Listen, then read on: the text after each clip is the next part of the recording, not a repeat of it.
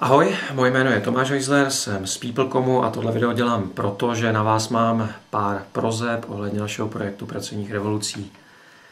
Před lety se mi stala taková věc, zemřela mi babička a farář jí na pohřbu spočítal, že se dožila 31 000 dní.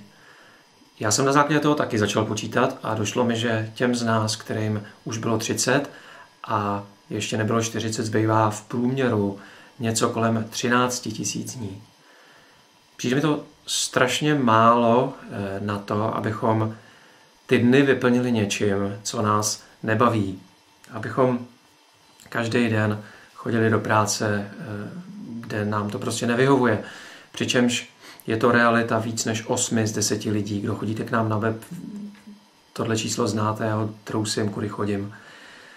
Snažím se už léta pídit po důvodech toho, proč to tak je, a zdá se, že většina zdrojů se shoduje na tom, že je to tím, že se k dospělým lidem chováme jako k dětem, že jsme stále ještě po všech těch letech neopustili autokratický modely, který jsme okoukali před mnoha lety, naši předci okoukali od armády.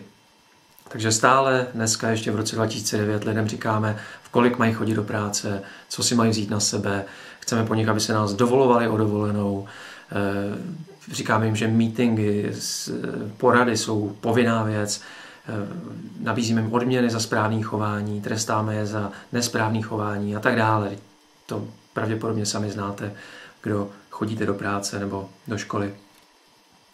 Proto koncem loňského roku vzniknul projekt pracovních revolucí, kde se spojilo mraky lidí. Dali jsme dohromady něco na 200-250 položek, nápadů na to, jak to v práci dělat chytřejc, jak to dělat víc tak, abychom v práci mohli fungovat podle svého přesvědčení, tak aby nás ty věci bavily. Na jaře tohoto roku, v roce 2009, jsme z toho vytáhli nějakých 115 finálních položek, souvislostí a nápadů, které jsou dneska k dispozici.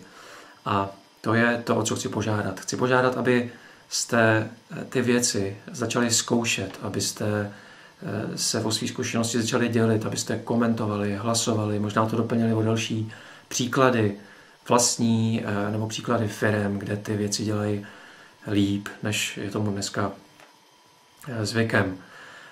Já se na to těším, děkuju. Ty příklady potřebujeme hlavně proto, že celý projekt bychom rádi vydali knižně a aby to mělo opravdu smysl, aby ta knížka něco znamenala, tak potřebujeme právě tyhle ty příklady. Takže děkuju moc a těším se na spolupráci. Ahoj.